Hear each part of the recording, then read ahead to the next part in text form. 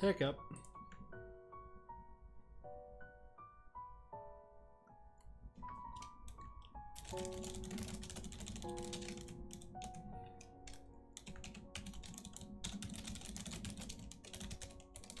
What's up, Travis?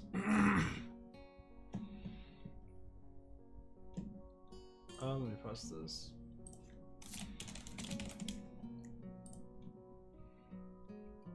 Got a good old toothpick today.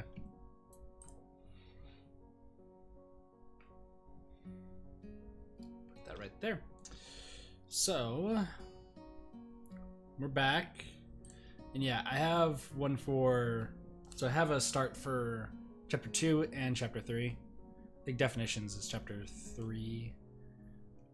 No. Maybe not. Acts. All the acts.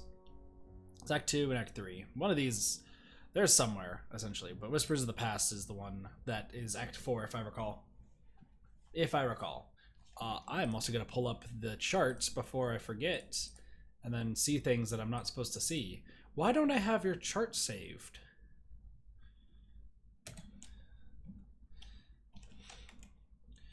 Google, there you go. There we go. Now it's saved. Let's see.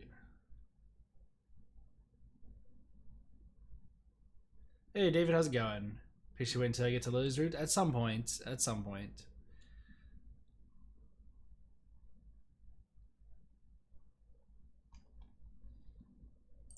Okay. So, we're still dating Emmy. We're gonna get through all of Emmy's stuff for today. So let's just jump right into it.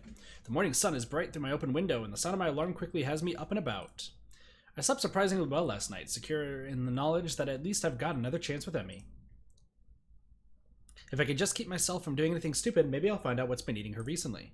I have a few educated guesses, but nothing concrete, and certainly nothing that I'm going to say to her. I'd much prefer to have her tell me herself. Emmy is waiting for me as promised, looking a little haggard, but otherwise bright and cheerful, much more so than any previous day this week. Hisao, you're late! I wave my hand dismissively. Nonsense, you're just early. Emmy grins back, and it feels like we're finally back to where we should be with one another. Except now, Emmy, not just me, also take another step forward, although another part of me worries that she'll back out at the last second. Hurry up and stretch, Hisao, I don't want to miss the bus. The bus? Yeah, the bus, I want to show you something, and I don't want to be late. Okay. I tried to grin too wide. I'm happy beyond words that Emmy wants to hang out after the run and all, but her promise of showing me something has me even more intrigued. Is this what she had to think about? I wonder what she's planning to do. I quickly go through my warm-up routine with Emmy, while Emmy bounces impatiently from one foot to the other. She really does seem to want to get moving as soon as possible. Aw, look at that new expression. New expressions. The run is over so quickly I could barely believe that I hadn't fallen over dead afterwards. Emmy set a blistering pace, and I, in my foolishness, kept up with her. Well, until the last few laps, I had to slow down just in case, but I don't mind, and Emmy's waiting patiently for me when I finish. As patiently as she can wait, anyway. Finish good, come on! Grabbing my arm, she practically rushes me down to the nurse's office. You seem to be in a hurry, Emmy. Trying to catch through the bus? Yeah, I told my mom I'd be back for lunch. Well, I'll take care of you first, then. But Hisao's gotta come with, too. The nurse raises a single eyebrow at the statement and peers at the two of us searchingly. Really? Today, huh? Emmy's response is a nod, followed by a surprisingly shy grin. Well then, we'll make this quick. Emmy enters the nurse's office, and I patiently wait outside for her to be finished, wondering just why the nurse seemed to be surprised by Emmy's declaration. I feel like I'm missing out on some joke or the significance of today, beyond the fact that it is clearly significant in some way, of course. It's probably her birthday. True to his word, the nurse has Emmy out of his office surprisingly quick, and I take her place after promising to meet up at the front gate. The nurse takes my pulse and listens for a bit. Your heart beats faster than usual. Been pushing yourself again, haven't you? I don't know why I'm giving him a southern drawl accent. I keep forgetting the voice I've done for him. Well, Emmy seemed in a rush to get through the run, so... I'm not surprised. Today is rather important to her, you know? I suspect that could be the case, but I have no idea why that's the case. She hasn't told you? Interesting. So you're not going to tell me either, then? Nope, I'm not. I suspect that Emmy has her own plan for explaining today to you. I don't want to mess with that. You'll find out soon enough, so what's the rush? Now, as for your heart, I would take it easy for the rest of the day. No spontaneous races or anything like that. Got it? Got it. She won't have her running legs on anyway, right? No, but if you think something like that is going to stop her... Good point. I don't think it'll be much of an issue today of all days, but still. If he's trying to reassure me, he's doing a terrible job. I'm quickly becoming more and more worried about what today could be for, like suddenly finding out Emmy's in a cult or something.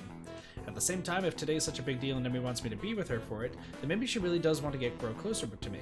Maybe this will be the answer to all the riddles, the sleepless nights, and the sudden mood swings. Either way, I barely remember to thank the nurse before taking off as quickly as I dared for my room, to get a shower and throw on some decent-looking clothes. If today is as important as it seems to be, I should dress appropriately. Emmy, of course, proves me wrong as soon as I reach the front gate, wearing her usual shirt and shorts, so at least I know it's not a terribly formal affair, whatever it is. You're early, Hisao.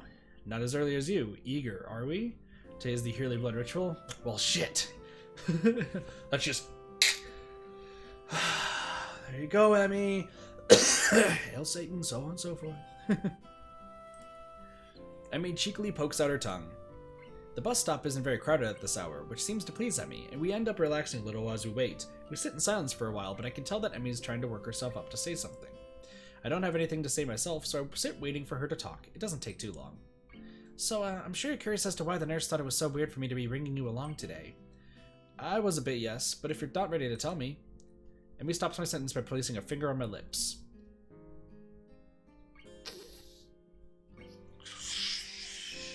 That's pretty much it. True, Travis. Don't tempt me, Hisao. I want to tell you this, but I'm just uncertain as to how to go about it. I don't want to keep delaying or deferring. I just want to be able to say it. So say it. You know that's not going to be that easy for me, Hisao. So treat it like running. Warm up to it with something small and easy and go from there. But don't do it too fast, okay? I'm a patient man. I can wait for you to get to it. Emmy seems to consider my words, weighing them against what is probably a desire to get it over with. I will admit, as much as I keep telling Emmy to take her time, I wouldn't mind her getting it over with either. But somehow I know that Emmy probably needs some more time than the bus ride will provide to get it all out, whatever it is. Yeah, maybe you're right. The bus stop probably isn't the best place for this anyway, but just to make sure that I don't go back on my word, I'll at least say this. She takes a deep breath, lets it out, and after a moment says in a low voice, We're going to see my dad today. The words hang in the air, and I can see that Emmy's afraid that I'll panic and disappear in response, which a part of me almost wants to do. But it would be stupid of me to back out, or to suddenly abandon the promise I made to be there for Emmy when she needs me. The nurse thought it was so weird of her to bring me along. She doesn't bring anyone along, or at least I'm willing to bet that she hasn't before today. The day seems to take on an even greater significance. What has it taken to Emmy to even get this far? Ah, why is that the best I can manage as a response? Yeah, I don't know what to say. Nothing, I think. Just promise that you're going to come with me. Of course, you know I will. Emmy smiles wanly, looking a little relieved. Good, in that case, we better get going. The bus pulls up just a little after she finishes the sentence. Let's go. Vague memories of my first trip out here come to mind as I step off the bus, but unfortunately they're too vague to be of any use. I'll be the first to admit that I don't quite recall how to get to Emmy's house, so I let her lead the way. She seems content to walk in silence, and I myself have no idea what I could possibly say, so the two of us arrive at her house, having said nothing since getting off the bus. Emmy's mother opens the door and doesn't seem surprised to see me standing next to her daughter. I expect that Emmy would have phoned ahead to let her mother know of the change of plans. Emmy, Hisao, you're just in time! Lunch is just about ready! Great, I was afraid we might be running late. As fast as you were going this morning, I doubt there was much of a chance of that. I certainly hope she wasn't too much of a bother, Hisao. She tends to get a little paranoid about being on time when food's involved. I hadn't noticed. This seems to be a swat in the arm from Emmy, who despite the serious nature of our conversation on the bus and the almost brooding quiet walk, has quickly become cheerful again. Probably to keep her mother from worrying about whatever it is Emmy plans to tell me later. Okay. Mr. Ibarasaki ushers us in, and in short order we're around the table devouring lunch. I hadn't realized how hungry I was until I got here, but for once I seem to be eating almost as much as Emmy. Goodness, it's a good thing I made so much. The two of you are acting like you haven't eaten in days. I skipped breakfast this morning. Bad, Hisao! That's the most important thing for the day. Meal of the day. Me too. Had to catch the bus, I assume? That, and I figured you make too much food so it wouldn't matter if I skipped breakfast. Well, it's good to know that I'm predictable.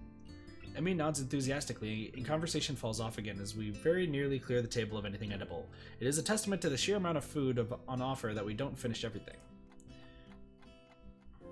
I lean back in my chair with a sigh and thank Miss Ibarasaki for the food. I'm glad you liked it, Hisao. Now, has Emmy told you where we're going? Yeah, sort of. Is it far from here? Not really, but we'll drive there to save time. It closes kind of early. I nod in assent and stand up, ready to go. Well then, shall we? Mr. Barasaki nods and leaves the room to grab her keys. Emmy, I noticed, has started to fidget nervously. Second thoughts? Emmy smiles tightly at me and shrugs. She's fallen silent again, which probably means that I'm right, and she's starting to regret bringing me along.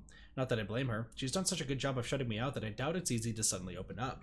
Honestly, I'm worried that she's forcing it. Yeah, don't force trying to tell people things. That's the worst thing. If you don't feel comfortable saying something, you keep it to yourself. But she said while waiting for the bus that I'm not supposed to give her a chance to back out. And since I promised to go with her anyway, I suppose there's not much of a choice. I can't go back on my promise, and she can't go back on hers. I just hope the both of us are up to it. We're off! Emmy's mother blows through the dining room, collects the two of us, and heads out the door at a brisk pace. Now I know where her daughter gets it from. True. The car pulls up to the cemetery gates, and I feel Emmy tense up beside me. I reach over and give her a hand of comforting squeeze, which causes her to relax a little. Please tell me we're not boning in the cemetery.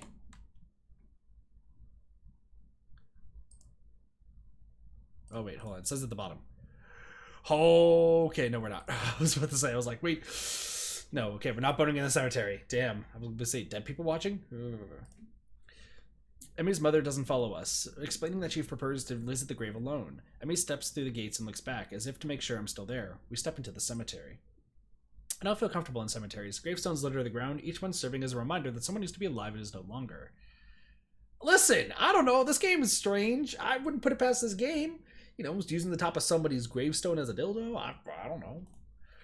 How many died young? How many were as old as I am now? When do I wind up with a marker of my own? How much longer do I have left? The concept of not waking up, not seeing Emmy anymore, is not a happy one. It frightens me, and I very nearly turn around and exit right then and there. I don't want to go among dead people. I don't want to see their stones and think about who they were or what they could have been if they only had more time. What? Those are legitimate thoughts. You obviously have not played any weird games, Mr. Travis. Hey, what up, Talon? How's it going? Then I look at the girl next to me and my resolve returns. How was Siren and Eppy's stream, by the way, Talon? Emmy striding perfectly down the path, eyes clear, setting a pace that's very nearly a jog. The sooner we get there, I suspect she thinks, the better. We're here. A gravestone, wholly unremarkable in everything except for the name etched upon it. The grass has grown up around the base. Emmy's eyes are riveted to the stone. After a few moments, she turns around, and looking surprisingly calm, yet solemn. Pink's not actually my favorite color, you know? What? I'm warming up to it. People tend to think that pink's my favorite color. I think it's because I like strawberries. Even though those are red, they just assume that pink's the right color for strawberries. I'm doing pretty good. I was lurking in a few streams, and I was like, people's names I recognize. And that's my favorite color, but it's not. I'm too polite to tell anyone otherwise, of course. It's not the kind of thing worth getting worried about, but I'll bet even you thought pink was my favorite color. Blue. That's my favorite color. My mom and dad are the only two who know that, and now you do too. Let's go! We know things! Thanks for telling me, I think. You're welcome. There's a pause as she considers what to say next, drawing a quick breath. I can't carry a tune to save my life. I can hum, but actually singing a song is something I've never been able to do. I don't mind, because I'm not a fan of karaoke anyway. Well, that's one potential date idea out the window. People all think I'm a really popular and friendly person, but I only have a few close friends. Probably because I keep everyone in the dark, but I think it's also because I hate the idea of losing a close friend. There aren't many people who are worth the risk. I'm terrible at saying goodbye, and sometimes think that I only run because it's what I'm used to do with my father. You're not my first boyfriend. I dated a guy for a long while during my second year at Yamaku, but in the end we broke up because I didn't want to get closer to him. I couldn't live with the distance between us. Hey, Baba, how's it going? And bye, Baba. Yeah, we know about the stuff that only she knows.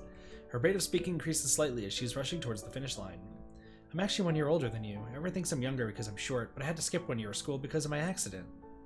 They initially thought I was paralyzed when they pulled me out of the wreckage. I'd lost my legs already, but they were afraid that I wouldn't even be able to use what was left of them. After surgery, it was clear that the initial assessment was mistaken. I couldn't feel my legs because of the shock. Short-term paralysis due to the other trauma I had experienced. My recovery was one of the fastest they'd ever seen, or so they told me. I never found out if they were serious about that or if they told that to all the patients learning to walk again. She pauses, gathering herself for one last effort. 8 years ago today, I lost my legs, and I lost my father as well. He died on the way to the hospital. I didn't even get to go to the gravesite until 2 months later. I couldn't attend for his funeral. I'm so sorry. Don't be. That's what everyone always says, that they're sorry. I hate hearing that. Like anyone could have done anything to change what happened. You know the best piece of advice I got? These things happen. I don't even remember who said it, but I guess they didn't have anything better to say. But it's true, you know? These things happen, and there's nothing you can do about it. They aren't necessarily planned, and they aren't always bad, but they aren't always good, but they are. So I made the decision that I would live without worrying about the future, and to be sure that I never had to say goodbye again, I decided I wouldn't let people get close to me anymore. Aww.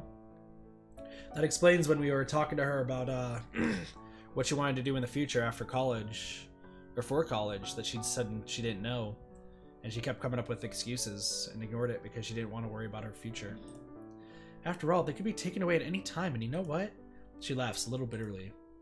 Her eyes start to well up with tears, and I step forward to embrace her, but she holds up a hand to stop me. Not finished. Alright. A deep breath, and she continues. It worked pretty well until I met you and saw that you were trying to adjust to stuff here. So I thought I'd help that, and then you were so nice I couldn't help it, I just... Aww. The tears are flowing now, and she accepts the embrace this time. The rest of her sentence is mumbled into my chest. I tried not to fall for you, but I did, and then I tried to keep you at a distance like with my first boyfriend, but I couldn't. But I've been so scared because I don't want to lose you, and I might anyway. Hey, I'm still around, right? Maybe I won't be forever, but don't you think it'll be fun while it lasts? Neither of us could survive the day. There could be a bus crash or something, but so long as I know that I've been with you, I don't think it matters. A sudden thought strikes me and I can't help laughing. My condition had me scared of dying so badly that I immediately seized on the opportunity Emmy presented to improve my odds of living longer. Yeah, no, I can understand where Emmy's coming from. I'm kind of the same way, to be fair. But without Emmy, would there have been any motivation to keep up with my running? It hits me that Emmy is the reason I want to go running every day, so I can spend as much time with her as possible. Emmy looks up at me, confused. We'll go on living until we stop, and when we stop living, we'll be able to know that at least we've had time together. I wouldn't have it any other way, because I love you, Emmy. Right now, that's enough for me. Emmy smiles through her tears and steps back from me. You know what's funny? What is? I thought that the best way to live in the moment was to do it alone, but now I don't think I'd have it any other way either. I'm glad I met you, Hisao. Well, these things happen. What up, King Cheese? How's it going? That's very true, Travis. That's very, very true. But she's willing to take the risk, which is perfect. Emmy and I stay by the grave for a while, as Emmy pays her respects to her father. When she's ready to go, we exit the graveyard side by side. Emmy's mother drives us back to Yamaku. The trip back is very quiet. We wave goodbye as the car drives off, and I glance down at the girl leaning on my arm. How are you feeling? Emmy shrugs noncommittedly. I'll be fine. Come on, let's go. We pause outside the girl's dorm, and I turn to face Emmy, ready to say goodbye. Why don't you come up for a while? Okay. The walk up to her room is in silence. I'm not sure why I'm supposed to be turned away at the door. You weren't kidding when this was short. I guess I just assumed she wants to be alone. Her mom, the nurse, hell, everyone who knew the significance of today seemed to think it'd be best to leave Emmy alone. Okay. But she took me to the grave with her. She told me the whole story of what happened on the day she lost her legs. She wanted me around. The significance of this does not escape me. Emmy opens the door and steps into her room, not even bothering to invite me in, holding the door for me expectantly. Sorry. She accept the favor. Okay. Accept the favor. I step in and the door springs shut behind me. Hey Lawrence, how's it going? So we went from Mario to this. Exactly! Of course, this is the variety streamer. Like myself. We have to go from PG, cool, Mario, fun times, to fucking in one fell swoop. And then we'll probably go back to Mario, or Pokemon, or we go back to killing. I don't know. We'll see. Hey, can I ask a favor? Sure, can't guarantee I'll do it, but... Emmy giggles and pulls me into a kiss that starts out soft but deepens into something almost desperate. Stay with me, please? Her voice had dropped to a whisper. The question is barely audible over the sound of my own breathing. There's something about the way that she asked the question, the hesitancy in it, the quiet voice that makes me think she doesn't mean tonight. No, she means exactly what she said. Stay with me. Not tonight or forever, because both of us know there's no such thing as forever. There's no time limit to her request. There's just the request. The favor. Can I do that? Can I stay with her? Of course. We embrace again, Emmy guiding me towards her bed, stepping backwards with care until she sits down on the edge.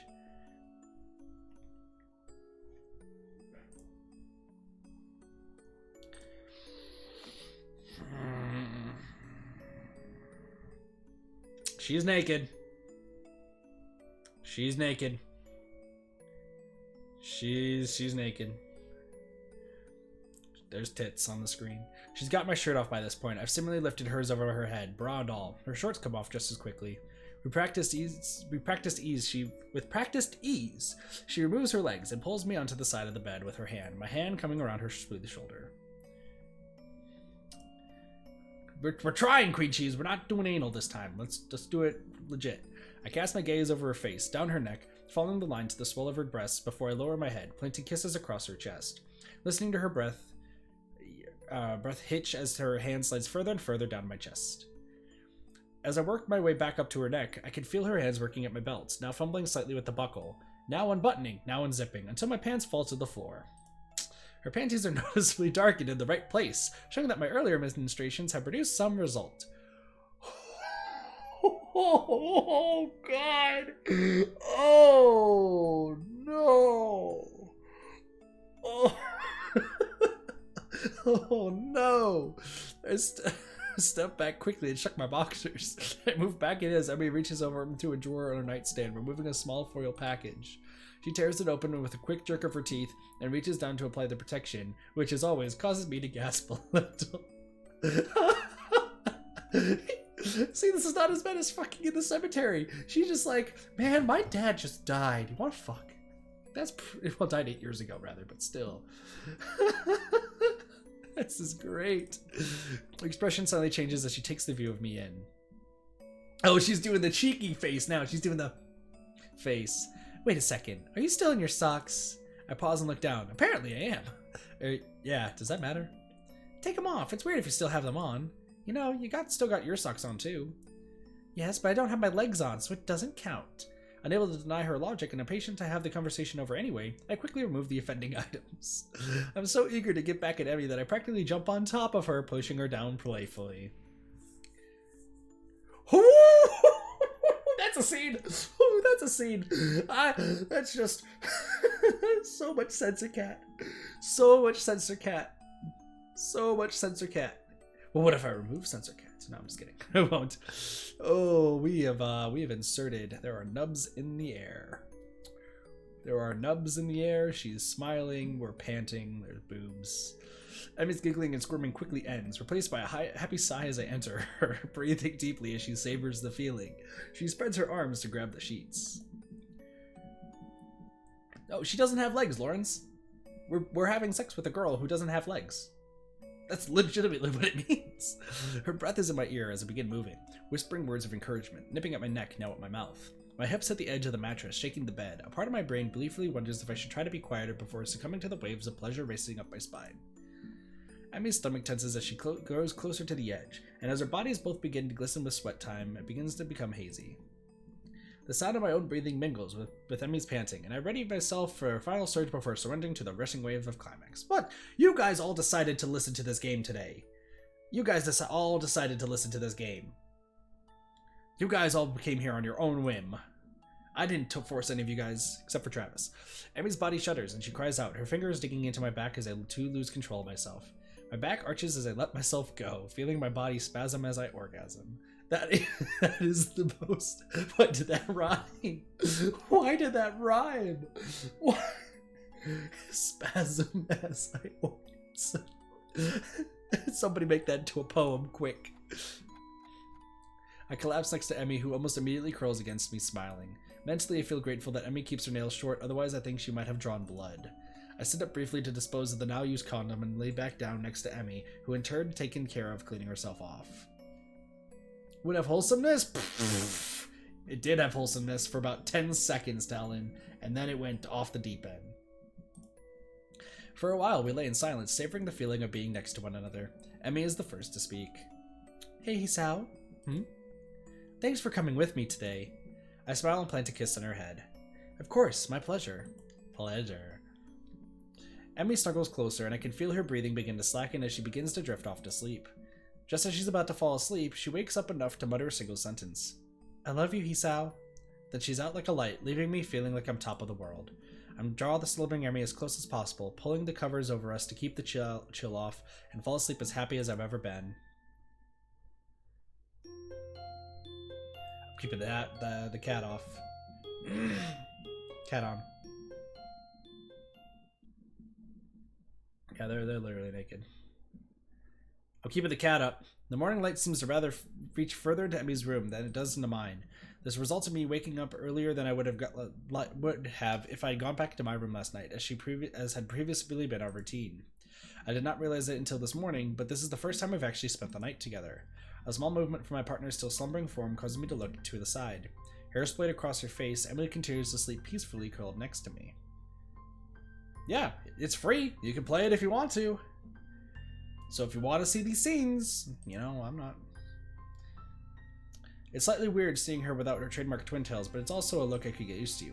The small size of the beds here necessitates her curling up, but I'm pretty sure she would have done so anyway. The covers are nearly over her head, and I smile as an errant strand of her hair causes her nose to twitch slightly. Unable to help myself, I draw her a little closer, a move which she seems to think is a good idea. Her steady breath raises a trail of goosebumps on my chest, but I don't mind. I am no longer tired, but I do not feel a need to move from my current position. Emmy's warm body, in repose against mine, is far too comfortable to move. Alright, Lawrence, have fun. I gaze up at the ceiling and consider how it is that we got to this point. We've been close for a while, but not this close. It seems like only yesterday that she ran into me in the hallway and after apologizing, decided to take an interest in my well-being. But that grew into something else, which I at least was not expecting. One thing is for certain, having found Emmy, I will try as hard as I can not to lose her. My morning musing is interrupted by further movement from Emmy. Her eyes flutter open and she seems briefly confused by my presence in her bed as well as her current state of dress, which is non-existent. Oh my gosh! See, now that's a really cute picture. She's still naked, but at least she looks really adorable now. After a week. Then she smiles happily and sits up, her face looking down at me. Good morning, Isao. Hi, sleep well? Yeah, I did. Exhausting day yesterday, you know? I think back over yesterday's trip to the graveyard. Yeah, glad to hear you slept well. How'd you sleep? Well enough, although you kept hogging the covers. There swings me a shove and a stuck-out tongue. I chuckle and Emmy giggles a little, and we fall quiet for a while. I suck up the feeling of how right it all seems, waking up with Emmy by me, crammed into a bed made for one person. It's something I could get used to. Hey, Hisao? Thanks for sticking around. No problem, saved me the walk back anyway, right? This draws another giggle, but then Emmy's expression turns serious again. No, really, I kept trying to push you away because I thought that was the right thing to do, and you stuck around through it all. I haven't made any of this easy for you, but you stuck it out anyway. So really, I mean it. Thank you. She punctuates this by giving me a kiss, pulling back and looking at me with an expression of affection. I reach up and ruffle her hair, smiling all the while. I'm stupidly lucky, I think, to have come through everything after my heart attack and to somehow found this girl is nothing short of a miracle. You're welcome, Emmy. I couldn't bear the thought of giving you up. I'll even continue to stick around if you want. I'd like that. That settles it, then. I don't know how long my heart will keep working, and I don't even really know what I'll do after this year's over, apart from going to university. As long as Emmy's around, I think I'll be okay. I managed to help her, and she's managed to help me. If we keep doing that, we'll be okay. I think. So, Hisao. What do you want to do today? Aw, she looks so happy. She's still naked, but she's happy at least. We'll be corrupted after this? Listen, coming to my channel, you'll be corrupted. Let's be real here. Wow, that was the ending already for this first route. Can I show this? Can I show that? You can take it down now? Okay, by the way, there was no game behind it. Oh, it's showing young Emmy. It's showing young Emmy right now.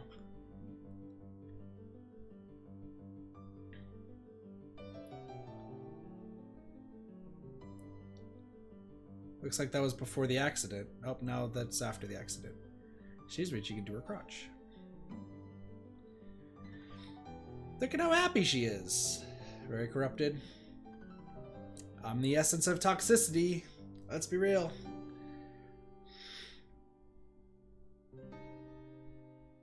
Very good. Did you go for a tiny bit? No worries, Talon. No worries. That was really quick. This game was art made by Raita, and Raita went on to make art for Fire Emblem and did the VC work. Nice. Amazing person. Yeah, we'll see. Alright, so if I go to extras...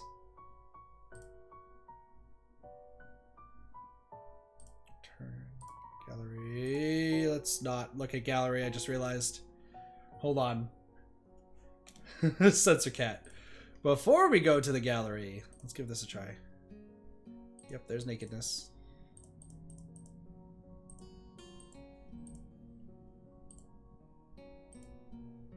Pills. Wait, what? So there's pills, a gun, minted further images not unlocked. Okay. Library. Enemy. Okay, so there's 2 things in Act 4 that I'm missing, is what it looks like. Here's wire voice, true. So, yeah, there's a few things that I'm missing, it looks like. Oh shit, there's a lot of things I'm missing. Holy crap. Go to start of Act 3 and brush off both Muto and Misha. Okay. Completion. 26% complete. Oops, that was the wrong button. Alright, so we could load. I think...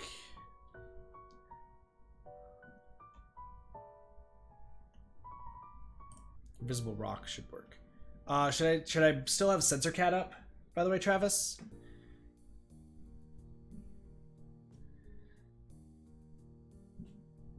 When I'm skipping?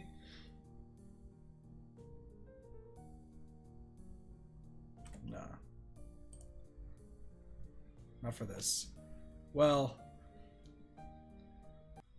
Because we already read this, by the way. Well, if there's nude sprites, you know... If I see something coming up that I recognize...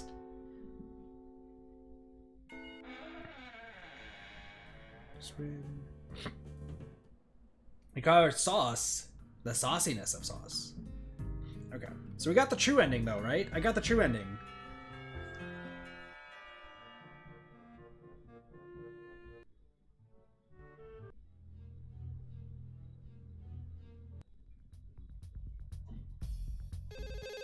You got the good ending. Sweet. I'm worried. She's backing. Playfulness. Yeah, no, she's definitely naked. She's definitely naked. Apparently, should have, I was not far enough back. Let's try that again.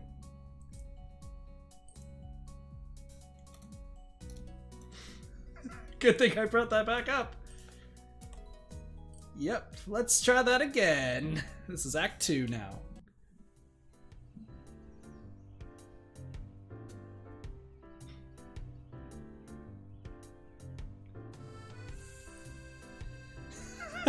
I just saw the scene. I was like, I remember this.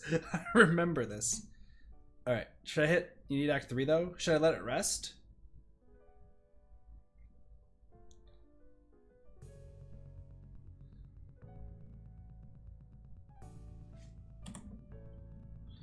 Also, let me just make sure. Skip text. Okay, no.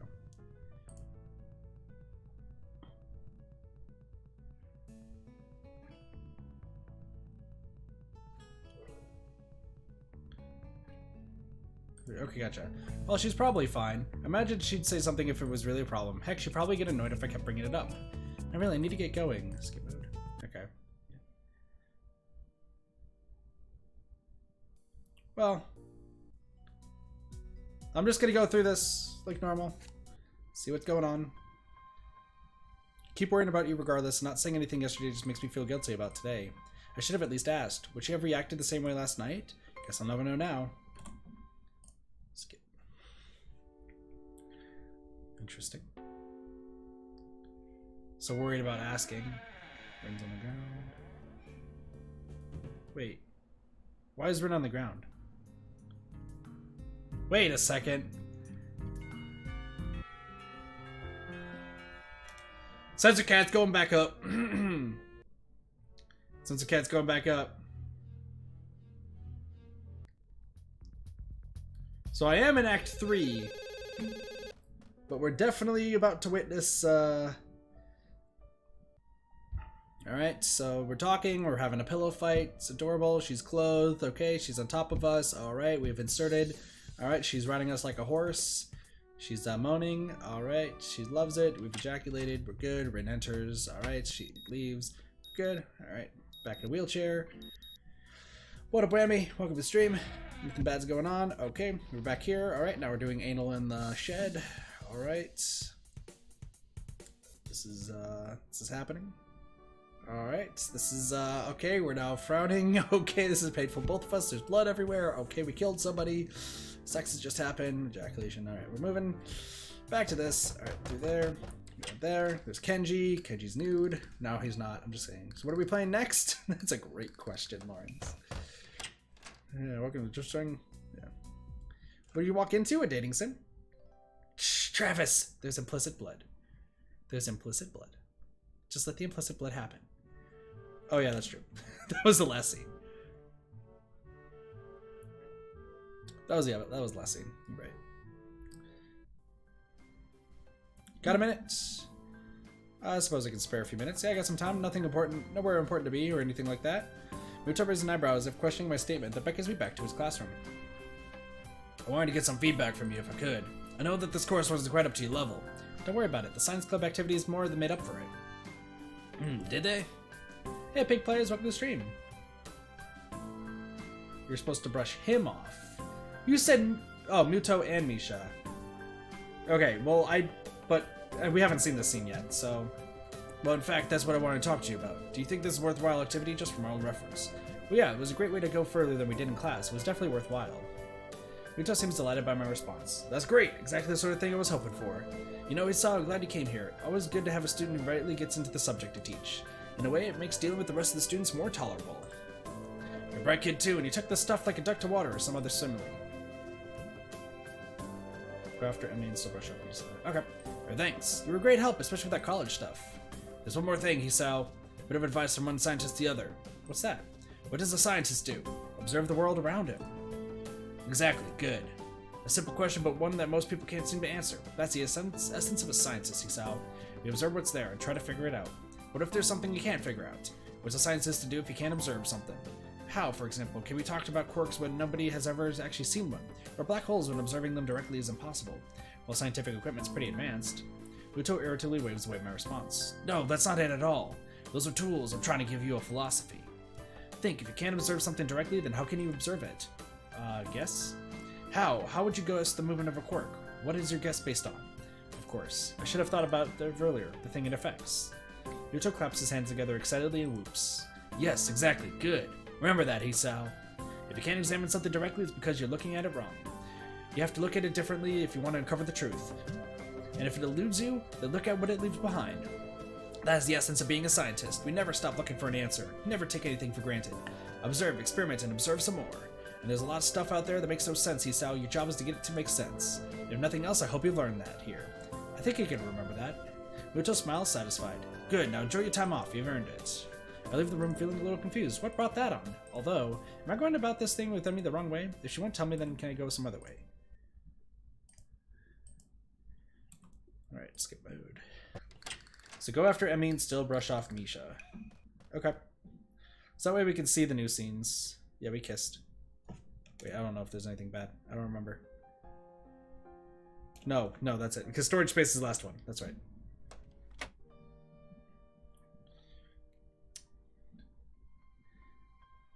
Anything else matters not. So we're just seeing the new scenes, right? That's it? What I missed? Look, you mind if I give you some advice? We've never had this option before.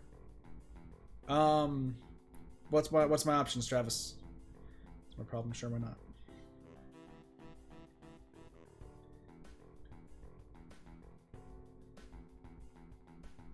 Sure, why not? This is brand new. You said to brush off. Right now we're going after the other end. Then we get the last scenes, and yes, this is a new option because you listen to Muto. Just go after everything.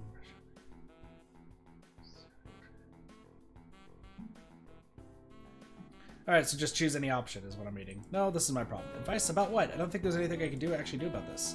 Not really. I don't think there's anything you can say that'll help. You never know, Hisao. No, I think I've got a pretty good idea. Emi's just being stubborn about things and it's bothering me, but I'll get over it. Don't worry about us. Nurse doesn't seem to believe me, but shrugs. Have it your way, kiddo. I open my mouth to respond, but a knocking sound at the door interrupts me. Hey, you guys still in there? Skip.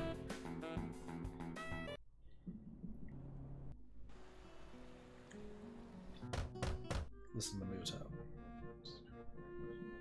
Okay, so yeah, because for those who don't know, Travis played the game, of course, before, so he's just telling me the things I missed and scenes that we have not seen yet. How to go about it? We'll go after her? The only way to find out is to go to the source, and the source is currently pretending that she has to use the toilet. I excuse myself politely from the table and head that way, only to catch sight of Emmy not in the bathroom, but in the kitchen just next to the living room. Emmy left the door open. As I approach, I can see that she's holding onto the table in an attempt to compose herself, an effort that fails as soon as I open my mouth. Doesn't look like nature's call was urgent, but we've already seen this before. I know we have. I know we've seen that part before.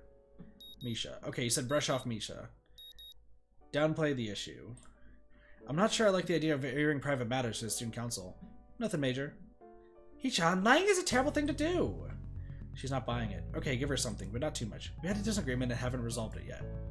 Oh, why not? Because look, I don't need to talk about this, okay? It's not a big deal, okay? I'm fine. And Emmy, is she fine too, Hee-chan? Misha's voice is taking a decidedly serious edge. This is ridiculous. I don't know, okay? I haven't asked. Things are complicated right now. What kind of man are you? Things get a little rough and you're going to hide from them? Misha's sudden retort catches me completely off guard. Hee-chan wouldn't call that a cowardly act. You should be right too. You two are close, happy together, and you're just going to roll over and die without a fight? You should be willing to fight for your girlfriend, Hisao. Damn. It seemed like that Misha was channeling Shizune at that moment. It wouldn't surprise me to find out that Shizune gave her a script to follow based on my answer. Misha points an impervious arm at the classroom door. Now you get out of the classroom and patch things up. We still got afternoon classes. This doesn't seem to dissuade Misha. Then after class, you better do it, Hee-chan. It's important that you don't leave things like this. Why?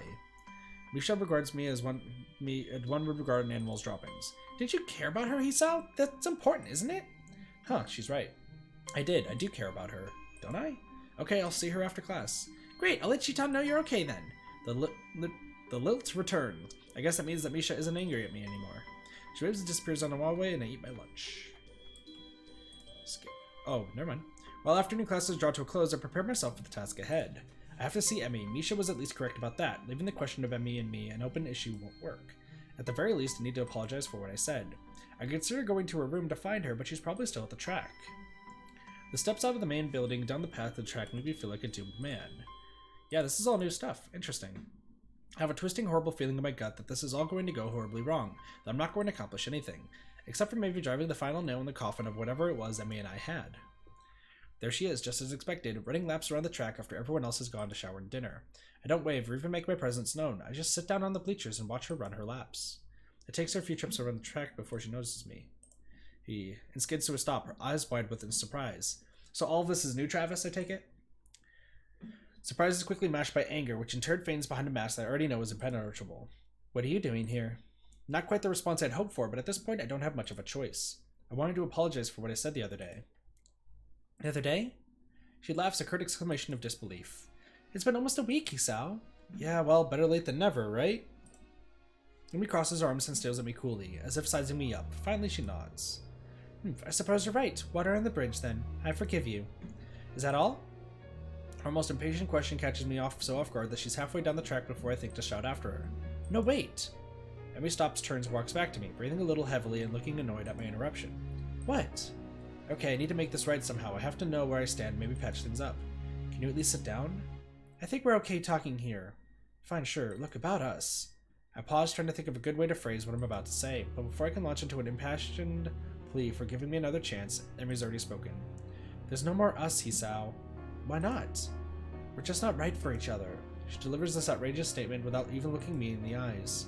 I don't believe you. We're great with one another. Says the guy apologizing for getting thrown out of my house last week. It was a fight. I said something really incredibly stupid and apologized for it. And how many times have we already discussed the problem that started the fight? How many times had I told you that this was a set boundary that I wouldn't cross? And how many times did you keep trying to cross it? Because your boundary was stupid. Emmy rolls her eyes, folds her arms across her chest, and cocks her head to the side. Do you see this, Hisao? This is why we're not right for each other. Her voice softens a little, and she reaches out to stroke my cheek. You're a good guy, but we're not going to work. With a horrible lurching feeling, I realize that she's been practicing this, maybe every day since I left her house. Even the cheek strokes seem rehearsed, like something out of a movie. She never intended to give me another chance. Hell, she probably would have been fine with never seeing me again. So that's it then? Nothing else to say but gee, it was fun while it lasted, but so long? This actually seems to amuse Emmy far more than I wanted it to. She gives a rather morbid sound chuckle. That's how I've lived my life, Isao. You should know that by now. And it was fun. A sad smile, she shivers slightly and the smile vanishes. But it's over now. It's for the best. I want to yell, to scream at her, make her see reason, that this is stupid, the whole act, that she's just afraid of me, afraid of what being close to someone means. I want to tell her that I love her and that I can't just give up on her at the drop of a hat. Except that there's no point. She's made up her mind. We're done. Fine. I mean, not satisfied? I want to hit something. Good. She brightens with a false cheeriness. See you around, Hisao. No, you won't. You won't even try. She shrugs as if to say, have it your way, and turns her back at me once more, quickly accelerating around the curve of the track. I feel numb. This is it. The end of the road for us. Whatever that was, closure at least. Emmy rounds the track again without sparing me a second glance. She's running much faster now, and I can't help but think of that first run together. I ran to catch you to try to prove I wasn't as weak as I knew I was, but it ended badly for me, didn't it? And now you're off running too fast for me again. I have the choice to run after you again. But I won't. Not this time. You'll never let me catch you. Damn. I don't even notice walking away from the track or walking to my room or pulling a book out of my bag to read. Just before bed, I reset my alarm. Emmy and I had had our final encounter. Damn, that's a sad ending. We don't speak again after that.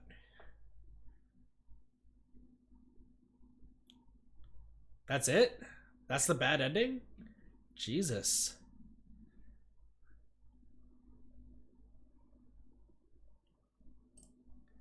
Skip that then. Gotcha. Alright, so you said there's a few more scenes. Where do you want me to go to check out these scenes?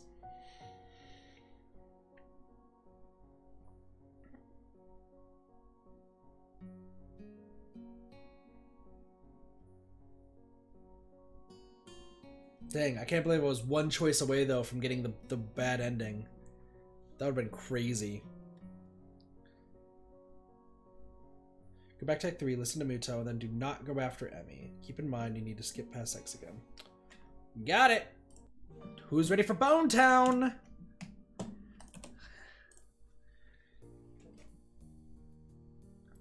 back to listen to Muto, and then do not go after Emmy. Keep in mind you need to skip past X again. Listen to Muto. Interesting. Always have one, you were lucky. Sweet! It was good that Misha was the failsafe.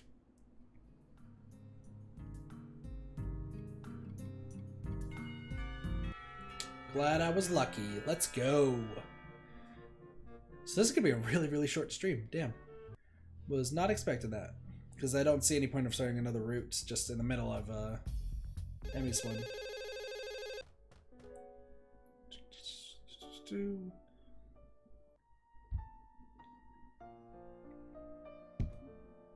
Pillow fight, Bone Town, we're naked, ejaculation, she's pregnant, Rin's here, she's not phased, she wants the D, aka the duck in the closet, but now we're going to the shed because anal is important, don't ever try it, I hear.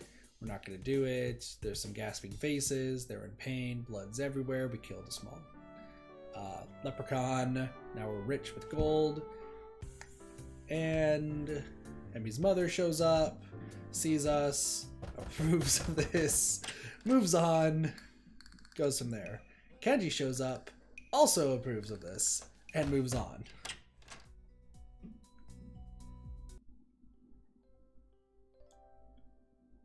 Gotcha.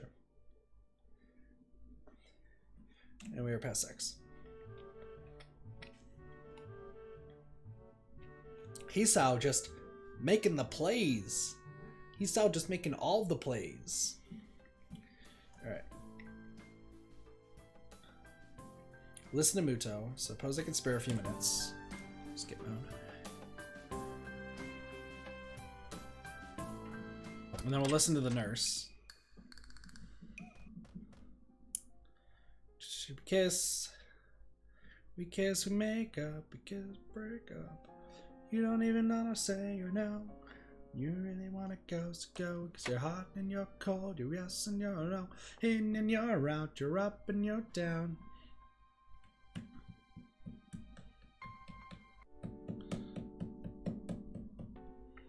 Sure, why not? What was it Muto said yesterday? If you can't observe the thing, then observe what's about it? Hey, Sushi, how's it going? Welcome, welcome. Worth the shot. The nurse knows Emmy better than I do, I'll wager. Sure, I'm open to suggestions. I seem kind of lost. I got no idea how to deal with this. I never would have guessed. He grins while he says this. I think he's kidding. Look, here's the deal. Emmy is stubborn. You should know that by now, but if you don't, then you're pretty unobservant. But I'm giving you the benefit of the doubt here. I'm so grateful. Anyway, if she decided that she didn't want to talk about what happened, then she's not going to talk about what's happened. Has she said anything about what's been bothering her, even a hint? Well, she did say she's been having nightmares about the accident. Really? You're making progress then. That's good. Well, I guess I could fill you in on whatever this without violating my strict non-interference policy when it comes to Emmy making stupid decisions. The anniversary of her accident's coming up soon. She gets depressed around this time because it was a pretty traumatic event, considering what she lost. That's the other thing. She acted like she lost more than just her legs. What happened? Whoa, nope, not going there. You have to ask someone else about that because that's a whole can of worms not about to open. If anyone wants to know, she'll tell you on her own time. You just gotta be patient, that's all. Why are you even helping me with all this? Because you're good for her. She trusts you, and even if you don't, she thinks she does. You got the best chance of anyone out of the school right now to help her through this time of year. She won't accept my help, but she might accept yours if you don't screw it up. So don't screw it up, got it? Open my mouth to respond by knocking down. Yeah. That's good. So I have to talk to her mother, you said, right?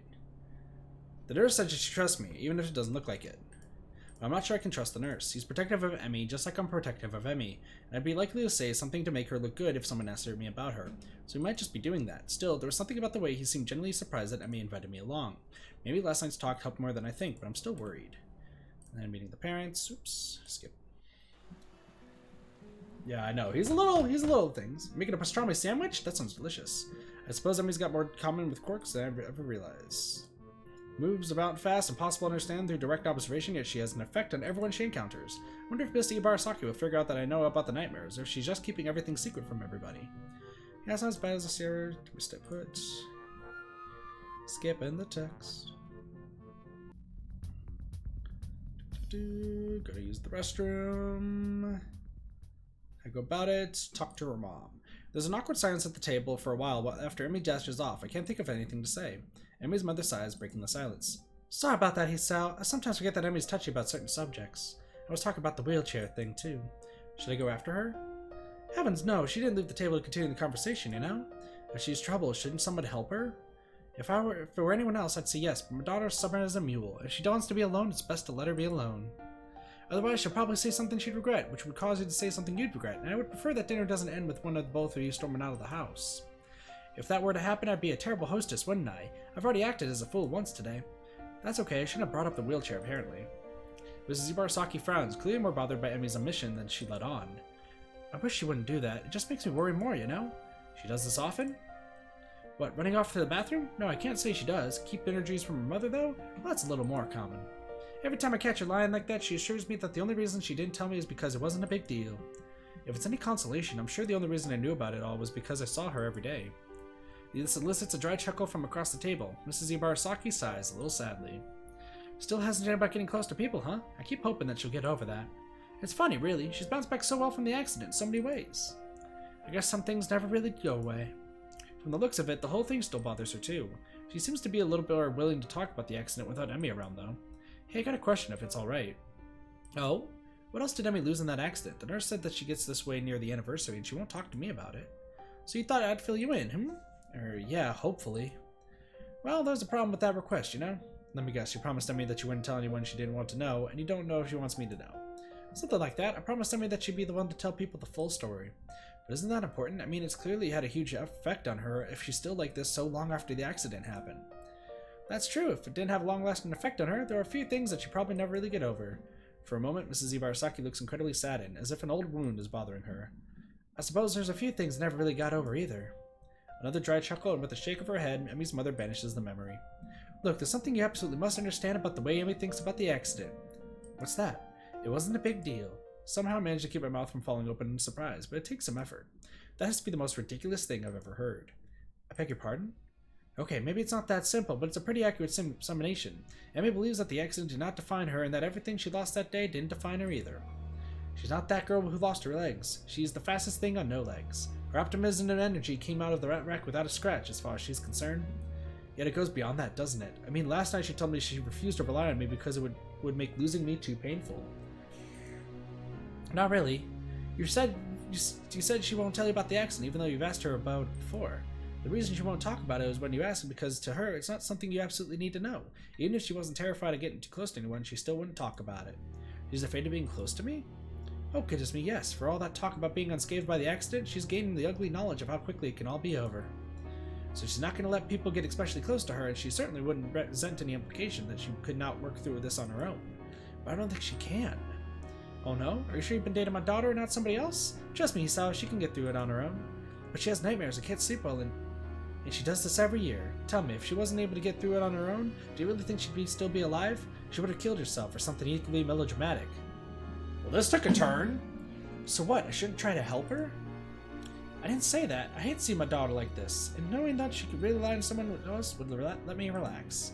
You just need to understand that accepting her goes against everything Emmy thinks about herself and the way the world works. If you still want to offer her help, I guess that's your call. Honestly, I'd like you too, but it'd be silly not to warn you that's not going to be easy. I just need to be patient with her. She's already closer to you than anyone else she's ever met at Yamaku. Like, sure doesn't feel like we're very close. Good, that makes this part easier. Emmy's voice nearly gives me a heart attack. Whoa, didn't hear you come back, Emmy. How convenient. Wait, were you eavesdropping? Nope, just happened to come back at the right moment, I guess. Emmy, he saw was just... Emmy holds up a finger, cutting her mother off. On his way out of the house? Yeah, I know. Emmy's trembling with anger now, looking vaguely betrayed. Emmy, don't be ridiculous. We were just... You promised. The pain carried in that last word is almost too much for me to bear.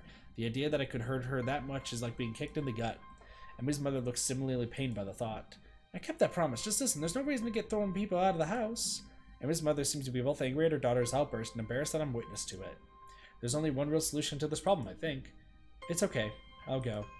No, really, that seems a little unnecessary. Don't worry about it. Thank you for dinner, Mrs. Ibarasaki, and for the advice. It was my pleasure, Hisao. I'm sorry we didn't get to the dessert. That's okay. I have to watch what I eat anyway. Good evening, Emmy, Mrs. Ibarasaki. The formality of our conversation, coupled with the fact that I'm getting ready to leave, seems to snap Emmy out of her anger. No, wait, I'm sorry. I've been so... And after last night, I just thought, you don't have to go. I take it back. It's okay. I can't help but smile slightly. She can barely articulate her apology, and I really would like to stay. But I don't think I can right now. I need to think about what her mother said, and about what I'm going to do about us. I don't want to risk accidentally getting Emmy angry again in her current state either. No, I think I'd better leave. You seem pretty shook up and well. I'd only wind up trying to help you again. I know you prefer I didn't, so I'm going to leave you instead. But, hey, it's not a problem. You don't want a night on a white charger, right? Just promise me one thing, okay? What? Don't be angry at your mom, okay? She was just giving me some advice, that's all. Emmy nods hesitantly, like the simple idea is all that she can grab onto at this point. She's so terribly off balance, but I can't do anything about that right now. Okay. See you tomorrow, okay? Running in the morning, don't forget. I can see that I've hurt Emmy by deciding to leave, but there's nothing I could do for her as things stand, and I know that she's too stubborn to admit that she wants me to stick around. I watch various emotions cross Emmy's face as she tries to process everything that's just happened. Shortly comes to that calm look again, like last night, and that voice that tries so hard to sound careless. Sure, Isao. See you around. Both of us are unwilling to concede emotion at this point. I'm having a hard time keeping up with my facade, so I turn on my heel and walk out the door. Damn. I shut it behind me slowly, pausing for a moment as the latch catches my hand on the doorknob. Did I make the right decision just now? Should I have stayed and tried to work things out?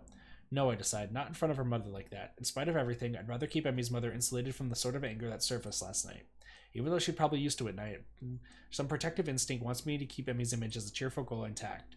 With a start, I realize my hand is still resting on the knob. I take my hand away, put it in my pocket, and head down the slowly darkening street. I let out a long breath. The wait until tomorrow morning comes isn't going to be easy. In any case, I have to think on what I had to say to Emmy. I must apologize, and I must get through to her somehow. On that account, something has been on my mind for most of the way back to my room. The letter of apology from Iwanako. I was so concerned about my new life when I received it, I didn't even bother to really read it. Now that I find myself in a similar position, my curiosity got rekindled. What did she want to let me know so badly? If nothing else, reading her thoughts might help my frame of mind. I remember tossing it away. Damn, where did I throw that thing? Excuse me. I check under my desk. That turns up nothing, so I look for harder reach, more unlikely locations. Now I can skip, right? What? I swear I've seen this before. Well, now I know where that lost sock went, at least. Still, no letter, though. It's when I try sweeping my arm under my nightstand that I feel something crinkly jammed between it and the wall. When I take a little with the effort, I reach for my prize and soon manage to bring it into the light. Bingo. I sit at my desk and spread the crumpled paper open. A flick turns on the table light. Skipping past the empty pleasantries, I look for the point where I stop reading, and here it is. Alright, whatever. There are other things I want to say. I'm writing to you because I felt that there were things I should have said after the incident back in winter. I really regret that I wasn't able to say them in person. I have no excuse for it. Did you ever go back to the letter and the other routes? Yeah. No, we read the entire letter last time. The truth is, the times when I visited you at the hospital made me worried about you. I'm not talking about your health. You seem to become more distant and disheartened. It was natural after something like that happened, I'm sure, but somehow I got the feeling that you have given up on something back then. Happiness, maybe? Giving up on happiness. This sounds unpleasantly familiar. I wanted to somehow express my feelings, but the right words didn't come to me. I couldn't see anything to comfort you. I am really sorry for not being able to support you when it mattered the most, even though I like you so much. At least now I finally could be more honest. If I could go back to those quiet days in February and March, I'd tell you not to give up on yourself. That's what I would say. Maybe you wouldn't have drifted so far away if I had just said something. I hope you managed to get back on your feet on your own. Now that the distance between us is also physical, it also feels more final somehow. I wonder if we will meet again. Perhaps it's for the best if we don't? Still, if you would like to correspond with me, by all means, write me back. I'd very much like to hear about your new school and about how well you are doing. I wish you all the best. Sincerely, Yamaku. After finishing reading the letter, I smoothed that out carefully and set it aside on my desk. Thank you, Yamaku. I wanted to answer yes to your question on the snowy winter day, but I never got to. By the time we met again, it was too late. Or so I thought. What would have happened if I behaved differently, back in that dismally sterile hospital room? I'm sorry, there's no point in wondering now, but there's no point in trying to forget either. I am who I am because of all that happened to me, and I look forward to the experience, present, future, and past. And the past may have just taught me an important lesson now.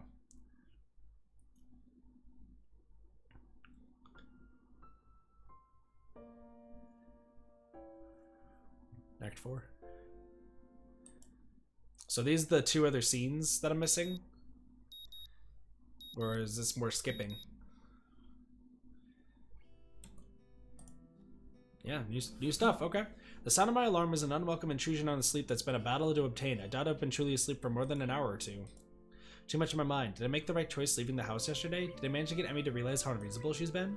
Am I ever going to manage to get her to stop being unreasonable? Emmy's mom gave me a new perspective the other day, but I'm not sure that it's the right perspective. She was hurt when I left yesterday too. I know that part of any conversation is going to have to include an apology about that. Right thing to do or not, I heard her. I hurried down to the track, eager to talk to Emmy. I think I know what to say. Apologize for leaving first and go ahead from there. Swing and a miss. Gotcha. Unless, of course, Emmy doesn't show up. Which, from the looks of things, seems like it's the case. It's been about 15 minutes since I got here, and there's no sign of her. She's never late, not unless she's sick, which is unlikely. She probably just doesn't want to see me right now. To take my mind off what that implies, I begin my warm-up routine and take off around the track. It clears my mind wonderfully. For the half hour I'm running, I don't think about anything but the run. However, once I'm finished and Emmy still hasn't shown up, I get a little worried. With any luck, the nurse will know where she is. If nothing else, I can see what he thinks I should do next. Well, last night didn't go too well, I take it? Huh? You already know. I have my ways, and if it's not as if I missed the distant absence of your running partner this morning, now would I? No, I suppose not. So what happened? Don't you know already? Maybe, but I could be bluffing. Perhaps I would prefer to get your side of the story before I give any advice. I quickly fill the nurse in on the events of last night, and he takes it all in without a changing expression once. This nurse is the most unbiased person and most biased person I've ever met.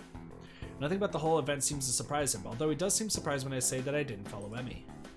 Choose to talk to her mom instead, huh? Smart move, though I guess it didn't work out too well for you in the end.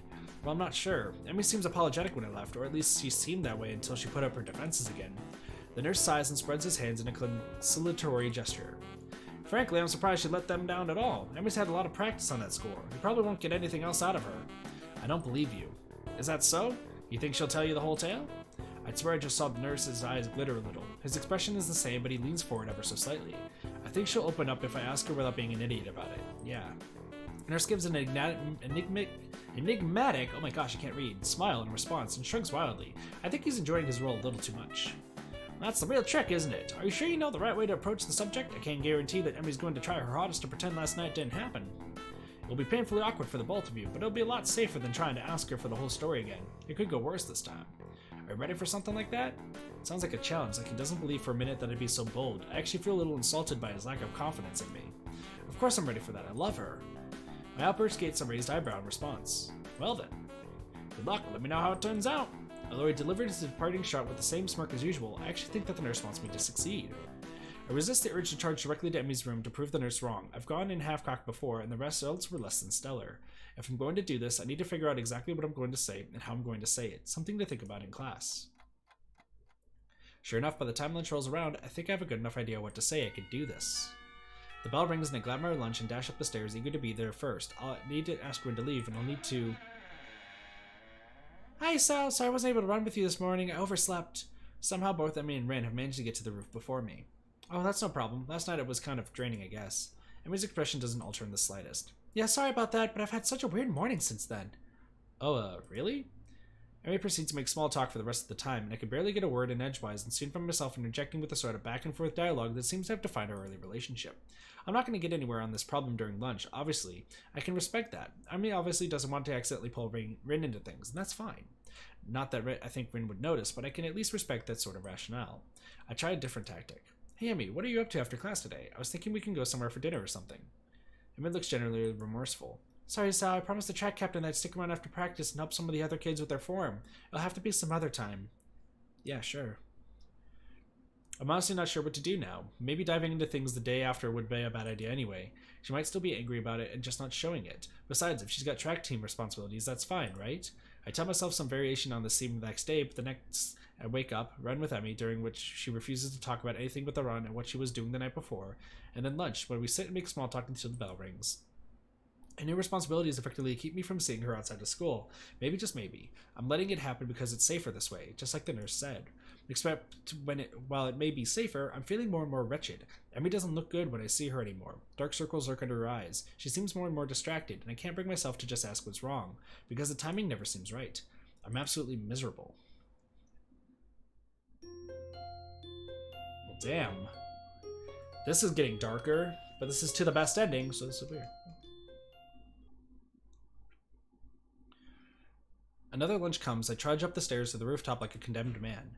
Rin is up there, but Emmy is not. Immediately I worry that something's happened to her. Maybe the lack of sleep finally made her collapse or something worse. She seemed pretty tired after her morning run. Maybe she fell asleep and didn't even make it to class. Hey Rin, when's Emmy? In response, I get a rather penetrating look from Rin, and something approaching a frown appears on her face. Is that information really important? I think so. She's usually here with you, isn't she? I don't know. I have no way of being sure. I can confirm that she is, in fact, usually here with you when I come up. Well, she isn't now. Does that worry you? Kind of. That seemed to end the conversation, and the point becomes moot anyway because Emmy bounced through the door with her usual energy. He said I was kind of worried about you, Emmy. I don't think he can decide, or maybe I just don't believe him, but I think I'm going to go somewhere less awkward now. I was so surprised by Win's being suddenly so forward about it, well, anything at all, that I merely watch her head through the door. Yeah, that's the most forward Rin has ever been. Emmy is similarly surprised and colors slightly crimson as she stares open-mouthed at me. It occurs to me that I should probably say something, if only to break the awkward silence that has suddenly descended. It's because you weren't here yet. I was, worried about it. Why? You're usually here, so I was worried that something had happened to you. This isn't the first time I've been late, you know. Did you get all worried all the other times, too? Or not really. Emmy seems slightly amused by this. I don't know why, but that kind of pisses me off. So why was this time an exception? Maybe it's the light, teasing tone of the question, but something in her response pushes me to be honest, though I can't help snapping on her when I say it. Because you've been worrying me since dinner at your house, that's why. Well, now it's open out in the open, and Emmy's eyes are wide, and she looks like she wants to bolt, but she doesn't.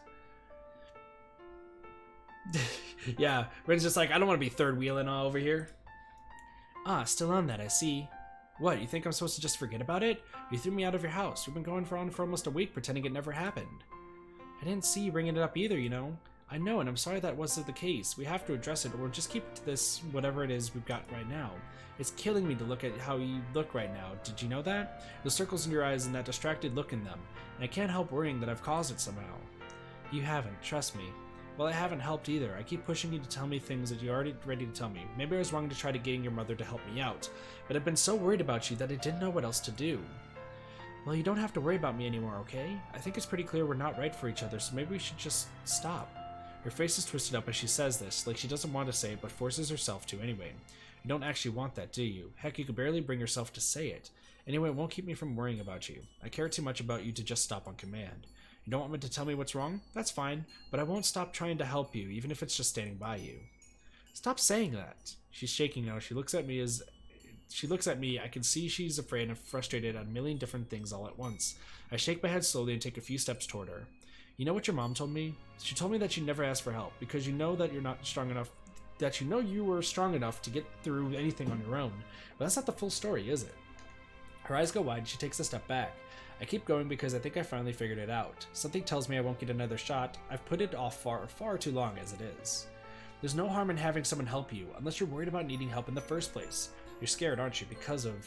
I trail off because I don't know for certain what happened to Emmy's father, and I don't want to jump to a conclusion. Well, never mind why, but it's okay to be afraid. You've been running from it and from me for so long, even though you know eventually you have to turn around and face your fear. I'm going to be there to help you when you do. I won't stop because I don't think you'd want me to. You can understand that sort of determination, can't you? I can see that I've gotten through to her, but she quickly falls back to anger to try and push me away again. Back on your right charger, Hisao. Gotta help the poor cripple face her emotional problems? What do you know about me, about what I've already had to face? You think 2 months of learning to walk again was fun? But I did it, and after I did that, I had to... For a moment it seems as if she's going to say something else, but she cuts herself off. And after all that, you don't think you can get past your fear? Emmy, I can't fathom what you've been through, but to come through it and still be the sort of girl that you are, well, it makes me think that you are even more strength than you think. So I'm not going to help you because I think you need rescuing. I don't want to be a knight rescuing the damsel in distress, but even knights helping each other out, you know. I want to help you, even though I know you can do it on your own. For a moment it looks like Emmy's going to break down completely, but she doesn't. Tears run down her face, but she stares at me steadily. Why are you trying so hard to help me? I'd say that's because I owe you one for helping me out when we first met, but that wouldn't be the truth. The truth is, I just want you to be happy because I love you. Had I ever said that before? We've been in a relationship and it's been pretty obvious that I love her, but did I ever actually speak the words? No. What did you say? I say it again, savoring the feeling of being able to say it at all, being able to say it and mean it. Emmy seems stunned. I said I love you, Emmy. I love you, just you, and that makes me want to stand by you, no matter what you have to face. I'm wrapped in a fierce hug then, and as Emmy begins to sob against my chest. I'm so sorry about everything, but I'm so scared, Isao. I'm so scared of losing you, and I love you too, but I just can't lose you. I'm so sorry. I hold her quietly, shushing her until she settles down. She steps back a little more composed. Will you come with me tomorrow, back to my house? There's some things I need to show you if I'm going to do this.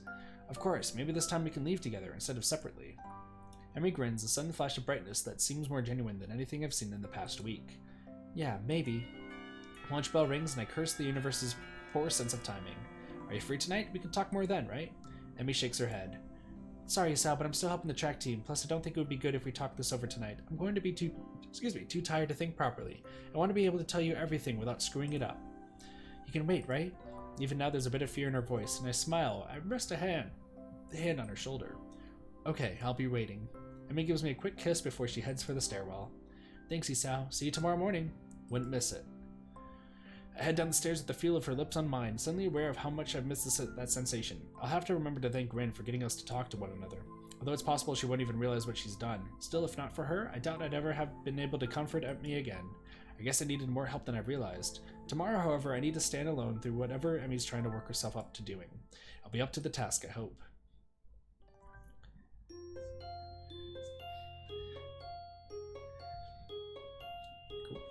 And then this is just the whispered stuff, right?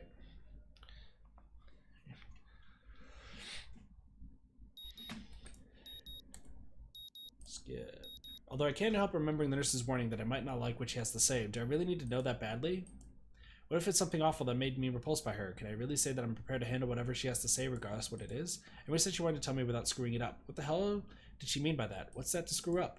I suppose there's not much use worrying about it, though. I'll find out today. It occurs to me that I really need to run this morning to clear my head, if nothing else. Emily was waiting for me as promised, looking a little haggard, but otherwise bright and cheerful, much more than the previous day. You're late, and censored just early.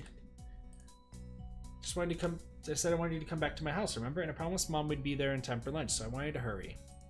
Early start, huh? It's more for my mom's benefit than anything else. Oh, well, that's okay. I successfully tried to guess what Emmy has planned shortly before realizing it doesn't matter that much to me. I quickly go through the moment routine, and she bounces. New things. Is there anything new? I think Censor Cat needs to come up. Because I think that's it. That should be it. Oh gosh, the sex is happening again.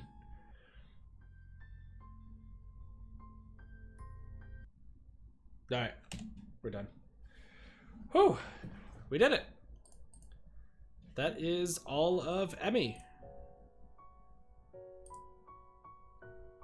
Yourself 7 completion.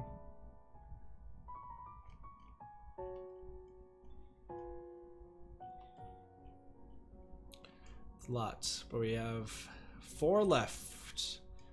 That should be all of Emmy. Yep. All of Emmy is done. Let's go. That did not take nearly as long as I thought. I thought that was gonna take nearly like 2 or 3 hours. Goodness. But no, that was good. That was good. I liked Emmy's ending. Emmy reminds me a lot about myself.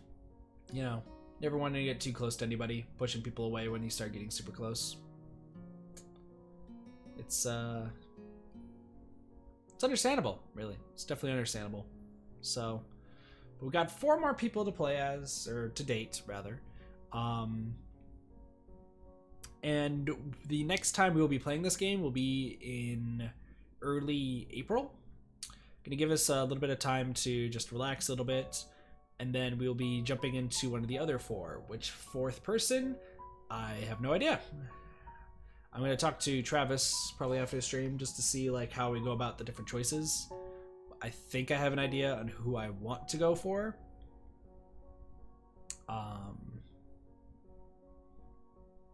Which it shouldn't be surprising, I don't think, but we'll see. We'll see. Yeah. But we're about a quarter of the way done with the game, which is interesting. Doesn't feel like it. Give you a guide. Cool.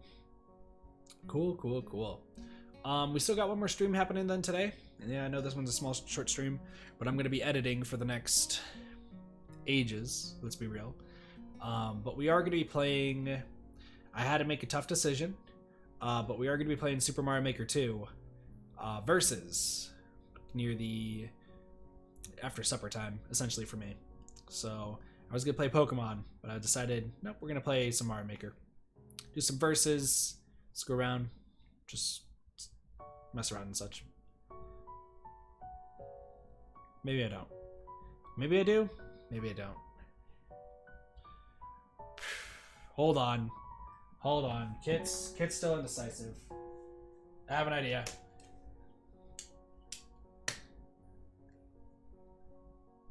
We're playing Pokemon instead. I want to play Pokemon instead. I was about to stick to the schedule, and I was like, screw it, I want to play Pokemon. So I'll do Pokemon Mystery Dungeon tonight. And then I gotta talk to you guys probably during that stream about some how next week is gonna shape out. Also, hi Cassie. Cassie lurking Cassie. But yeah, there's gonna be see by then. So thanks, Lawrence. But I also want to let you guys know I'll say it right here. Next week is gonna be weird because depending on what happens tomorrow, either you guys will get 2 streams every day, or you guys will get 1 stream every day.